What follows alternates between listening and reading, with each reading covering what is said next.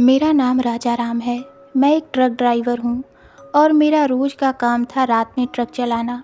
इसलिए मुझे भूतों पर बिल्कुल विश्वास नहीं था, क्योंकि मैं उस दिन से पहले कभी कोई वैसी चीज़ नहीं देखी थी कि मैं भूतों पर विश्वास कर सकूँ। पर इस रात मेरे साथ कुछ ऐसा हुआ कि उस दिन को याद करके मेरी रूह काँप जाती है। यह बात आज से लगभग 2 साल पहले की है, जब मैं और मेरा हेल्पर राजू हम सहारनपुर से 5,000 ईंटें भर के देहरादून ला रहे थे। लगभग रात के 11 बजे मैं और मेरे हेल्पर ने सोचा पहले कुछ खा लिया जाए फिर आगे चलेंगे।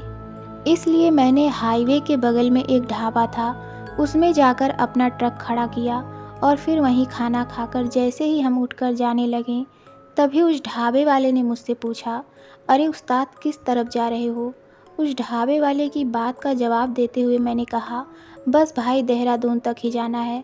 उस ढाबे वाले ने मेरी बात सुनकर अपनी घड़ी में टाइम देखा और कहा, उस्ताद रात के 12 बजने ही वाले हैं, कुछ देर यहीं रुक जाओ, रात के 1 बजे के बाद चले जाना। उस ढाबे वाले की बात सुनकर मुझे बड़ा ही अजीब लग रहा था, इसलिए मैंने कहा, क्यों भाई जी? मेरी बात का जवाब देते हुए उस ढाबे वाले ने कहा, क्योंकि उस्ताद कोई भी रात के 12 बजे के बाद 1 किलोमीटर आगे जो बरगद का पेड़ है उसे पार नहीं कर सकता, और उस बरगद के पेड़ से 1 किलोमीटर आगे एक और बरगद का पेड़ है और वहाँ से भी कोई उस बरगद के पेड़ को पार नहीं कर सकता। मैं वहाँ खड़े खड़े उस ढाबे वाले की सारी बातें सुनने के बाद मैंने कहा, अरे नहीं भाई जी, मैं नहीं रुक सकता, मुझे यह ईंट जल्दी ही देहरादून पहुँचानी है और वैसे भी मुझे इन सब बातों पर बिल्कुल भी विश्वास नहीं है। मैंने इतना बोलकर मैं ट्रक की ओर जाने को जैसे ही मुड़ा तो उस ढाबे वाले ने मुझे एक बार और कहा, उस्ताद तुम जा तो रहे हो पर उस बरगद के पेड़ को पार नहीं कर सकते। मैंने भी उसको जवाब देते हुए कहा, चलो देख लेंगे। इतना बोलकर मैं अपने ट्रक में अपने हेल्पर के साथ आकर बैठ गया और मैंने अपना ट्रक स्टार्ट किया और चल दिया।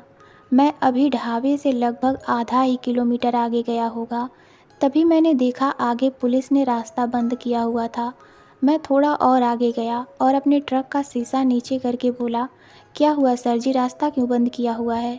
मेरी बात सुनकर वहाँ खड़े एक पुलिस वाले ने कहा, उस्ताद ट्रक इधर साइड में लगा दो, 1 बजे के बाद जाना।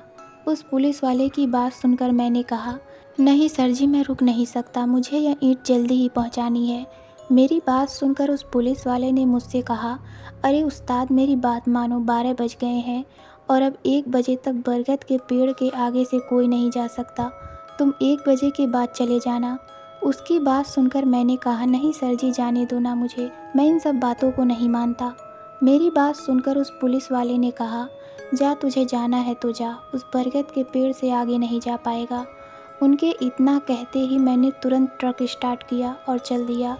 तभी मेरे हेल्पर राजू ने मुझसे कहा, अरे उस्ताद 1 ही घंटे की तो बात थी, रुक ही जाते ना।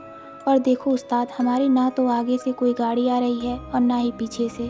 राजू की बात सुनकर मैंने भी जब आगे पीछे देखा तो पूरी सड़क खाली पड़ी हुई थी। मैं लगभग 20 सालों से ट्रक चलाता हूँ, पर मैंने अभी तक कभी भी ऐसे पूरा हाईवे खाली नहीं देखा था जैसा आज था। अब तो मुझे भी लगने लगा था कि मुझे वहाँ रुक जाना चाहिए था, पर अब मैं रुक भी नहीं सकता था, क्योंकि मेरे साथ मेरा हेल्पर राजू भी था और मैं नहीं चाहता था कि उसे पता चले कि मैं भी थोड़ा थोड़ा डरने लगा था और मैं लगातार ट्रक को चला रहा था। तभी एकदम से सब उल्टा हो गया और मेरा सर सीधा ट्रक की छत में लगा।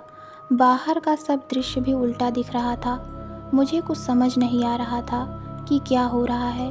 तभी राजू ने मुझसे कहा, उस्ताद अपना ट्रक पलट गया है। पर यह कैसे हो सकता है, क्योंकि हमारा ट्रक तो बिल्कुल सही से चल रहा था और न ही हमारे ट्रक का कोई एक्सीडेंट हुआ था। यही सब सोचते हुए मैं और राजू किसी तरह ट्रक से बाहर निकले तो हमारी आंखें फटी की फटी रह गईं। मुझे तो अपनी आंखों पर विश्वास नहीं हो रहा था, क्योंकि हमारा ट्रक बिल्कुल उल्टा था। हमारे ट्रक में जो ईंटें लोड थी वो भी बिल्कुल वैसी की वैसी रखी हुई थी और ना ही हमारे ट्रक में कोई निशान आया था। मैं अपने ट्रक को खड़े खड़े देख ही रहा था। तभी राजू ने मुझसे कहा, उस्ताद वो देखो। जिस ओर राजू ने देखने को बोला था, जैसे ही उस तरफ देखा तो मुझे समझ में आया कि वो सब हमें रुकने के लिए क्यों बोल रहे थे। क्योंकि मैंने देखा हमारा ट्रक कहीं और नहीं बल्कि उसी बरगद के पेड़ के सामने पलटा हुआ था। उसके बाद हमें वहाँ तो कोई दिख नहीं रहा था, इसलिए मैंने और राजू ने ट्रक से अपना बिस्तर निकाला और पास में जो दुकानें बनी हुई थी उनके बाहर जाकर लेट गए। हम लेटे हुए ही थे, तभी किसी ने हमें अपने हाथों से हिलाकर उठा दिया और जैसे ही मैंने आँख खोलकर देखा तो हमारे सामने 4-5 लोग खड़े थे और उन्हीं में से एक आदमी ने हमें कहा, भैया आप ठीक तो हैं? हम पास के गांव के ही हैं। हमें पता चला था कि कोई ट्रक रात के 12 बजे के बाद भी यहाँ से जा रहा है, इसलिए 1 बजने के तुरंत बाद हम यहाँ आ गए कि किसी को मदद की ज़रूरत तो नहीं। और जैसे ही हम यहाँ आए तो देखा आपका ट्रक पलटा हुआ है, पर ट्रक में कोई नहीं था। तभी हमने आपको यहाँ लेटे हुए देखा। आपकी किस्मत बहुत अच्छी है कि आप बच गए, नहीं तो यहाँ से कोई ज़िंदा नहीं बचता। मैं और राजू वहाँ बैठे बैठे बस उनकी बातें सुन रहे थे और उनकी बातें सुनकर बस यही सोच रहे थे, ज़रूर हमने कोई अच्छा काम किया है जो आज हम जिंदा बच गए। तभी उस गांव के आदमी ने अपनी बात को जारी रखते हुए कहा, इस 1 किलोमीटर के अंदर अंदर कहते हैं कोई आत्मा रहती है और रात के 12 बजे के बाद उसके बच्चे सड़क पर खेलने को आते हैं, इसलिए वो आत्मा वहाँ कोई भी गाड़ी आने नहीं देती और 1 बजे के बाद उनके बच्चे जब खेल कर चले जाते तब कोई भी वहाँ आ सकता है। उस रात मैंने और राजू ने किसी तरह काटी और अगली सुबह क्रेन बुलाकर ट्रक को सीधा किया और तब हम वापस देहरादून आए। तो दोस्तों, आपको ये कहानी कैसी लगी हमें कमेंट में ज़रूर बताइए। तो मिलते हैं एक और नई डरावनी कहानी में। धन्यवाद।